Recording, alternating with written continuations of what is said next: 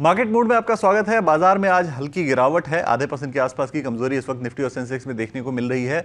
लेकिन आपके लिए तो एक्शन भरपूर रहने वाला है, क्योंकि वो शेयर जो आज भी तेजी में हैं या फिर वो शेयर जो आपके पोर्टफोलियो में है और आप सोच रहे हैं कि उन पर क्या करना है, ये सारे मामले जो है वो सुलझाए जाएंगे अगले 10 मिनट के अंदर। और अगले 10 से 12 मिनट के अंदर जो मेरे खास मेहमान हैं वो हैं आदित्य अग्रवाला, जो head of research and investment हैं इन्वेस्ट फॉर एडू के। आदित्य, बहुत स्वागत है आपका एनडीटीवी प्रॉफिट हिंदी पर। और मार्केट मूड में हम पहली कन्वर्सेशन रिकॉर्ड कर रहे हैं। मार्केट आज गिरा हुआ है, क्या व्यू आपका है मार्केट पर आज के? हालांकि जो गिरावट थी वो कल भी थी और आज भी गिरावट है। कल की गिरावट थोड़ी कम थी और आज थोड़ी ज़्यादा है, आधे % के आसपास की कमजोरी है। क्या देख रहे हैं आप मार्केट में? कमजोरी आगे बढ़ेगी या फिर थोड़ा कल कुछ अच्छा पॉजिटिव मूव देखने को मिलेगा? नमस्कार, गुड आफ्टरनून। शो पे बुलाने के लिए शुक्रिया विकास। अब मार्केट की बात कर लेते तो मार्केट एक रेंज में चल रहा है। हमने देखा कल भी मार्केट, जैसा कि आपने कहा, थोड़े बहुत गिरावट के साथ ट्रेड कर रहा था। आज भी थोड़ी बहुत गिरावट हमें देखने मिल रही है। हालांकि नीचे से एक वापस से बाइंग देखने मिला है हमें मार्केट में लोअर लेवल से। बट इंटरेस्टिंग बात यह है कि विक्स पे नजर रखनी चाहिए हमें। अगर हम ट्रेडिंग के पर्सपेक्टिव से या लिहाज से बात कर ले यहाँ पे, तो इंडिया जो विक्स है, इंडिया विक्स के ऊपर कड़ी नजर रहनी चाहिए। यहाँ पे वो ना एक 16 से 19 के दायरे में ट्रेड कर रहा है। और जब तक ये विक्स 16 से 19 के दायरे में ट्रेड करते रहेगा, मेरा मानना है कि मार्केट ऐसे ही वॉलेटाइल रहेगा और एक रेंज के अंदर ही रहेगा। नीचे अगर हम बात कर ले तो 24,500 24,600 का एक अच्छा सपोर्ट है यहाँ पे निफ्टी के लिए। ऊपर की तरफ हम देख रहे तो 24,900 से लेके 25,000 के लेवल्स पे एक अच्छा खासा रेजिस्टेंस है, जो कि नहीं निकाल पा रहा है मार्केट। तो ये जो बैंड है ना 24,400 से 25,000 के बीच में, मुझे लग रहा है मार्केट इसी रेंज के अंदर थोड़े दिन और ट्रेड करेगा, जब तक कि विक्स में हमें एक डिसाइसिव ब्रेकडाउन नहीं देखने मिल जाता है। 16 के लेवल के नीचे विक्स जब तक कि लुढ़क के उसके नीचे नहीं सस्टेन करता है, मुझे नहीं लग रहा मार्केट में एक फ्रेश ब्रेकआउट हमें देखने मिलेगा 25,000 के ऊपर। या तो फिर विक्स 19 के ऊपर निकल जाए तो शायद हमें एक ब्रेकडाउन देखने मिल जाए मार्केट में। बट इंटरेस्टिंग बात यह है कि जितने भी जियोपॉलिटिकल नेगेटिव न्यूज आ रहे हैं और जो ग्लोबल मार्केट में थोड़ा बहुत सेल ऑफ हो रहा है, वो इंडियन मार्केट्स बहुत अच्छे तरीके से एब्जॉर्ब कर ले रहे हैं। तो अगर मैं उस लिहाज से देखूं और उस अहम न्यूज़ पीस को अगर मैं इनकॉर्पोरेट करूं, तो मेरे हिसाब से मार्केट अभी भी बहुत स्टेडी है।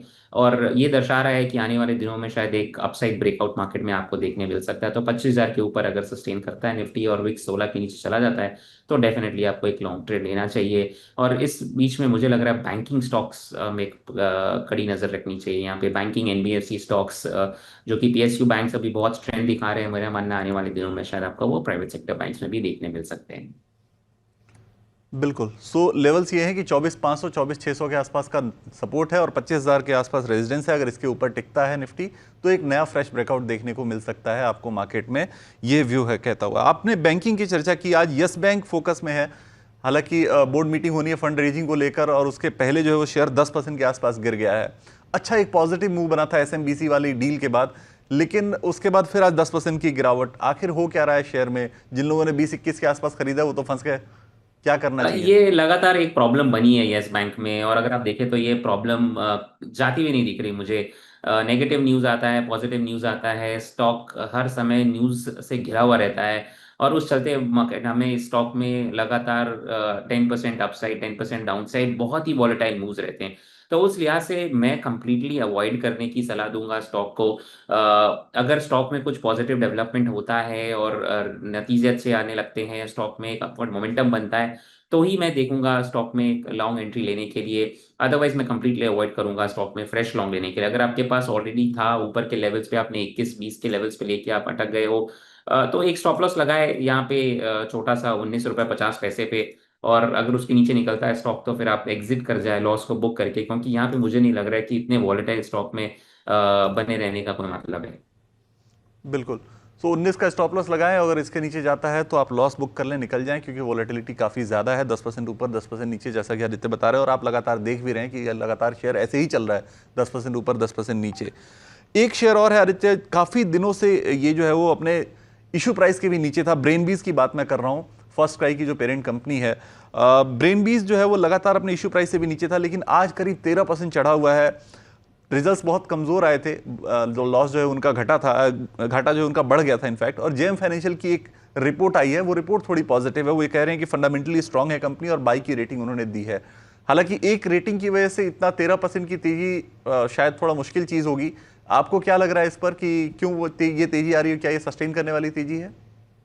अब बहुत जल्दी है कहना कि ये सस्टेन करेगी तेजी, क्योंकि आज पहला दिन है अपमूव का।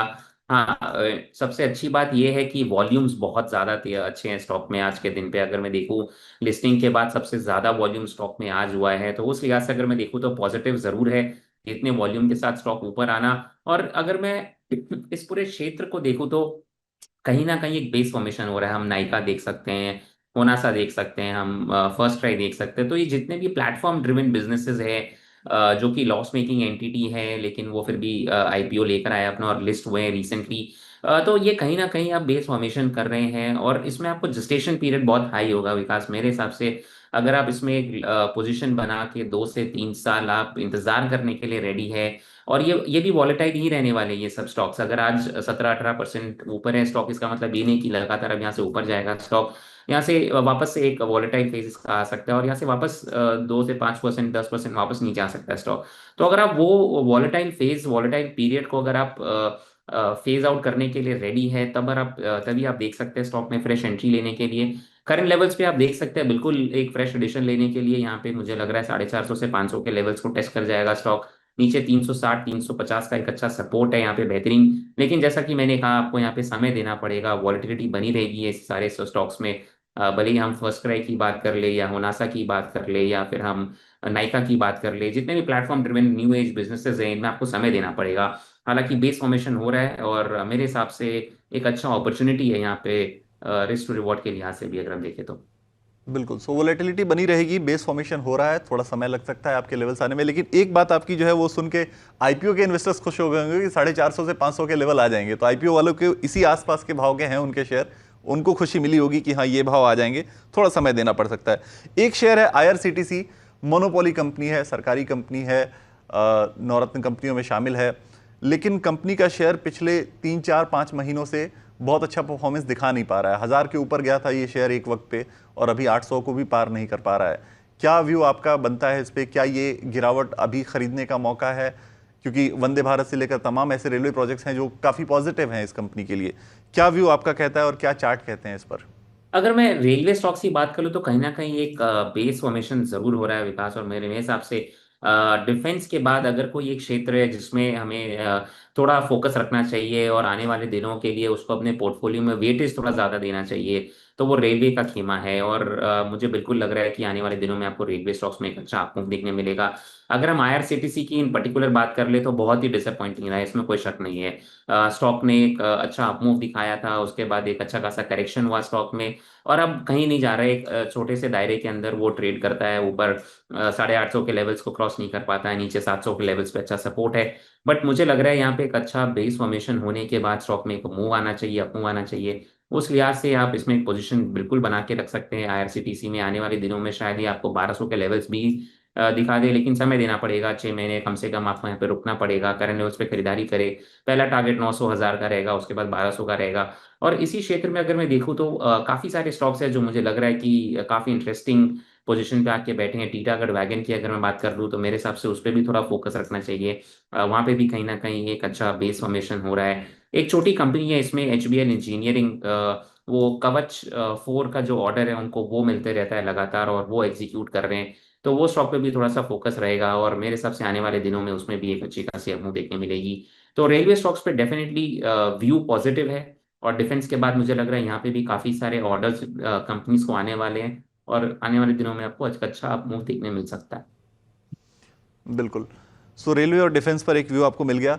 एक लड़ाई जो स्विगी और जोमेटो की वैसे तो चल रही है फील्ड पर कि बिजनेस किसको ज़्यादा मिले किसको ज़्यादा ना मिले, और एक लड़ाई उनकी मॉर्गन स्टैनली ने करा दी है जो व्यूअर्स के या इन्वेस्टर्स के दिमाग में हो गई। अब मॉर्गन स्टैनली ये किया है कि उन्होंने अपनी बुलिश स्टैंस को रीअफर्म किया है जोमेटो पर, यानी इटर्नल पर उनका ये टॉप पिक है, और वो ये अभी भी कह रहे हैं कि 320 का टारगेट आएगा।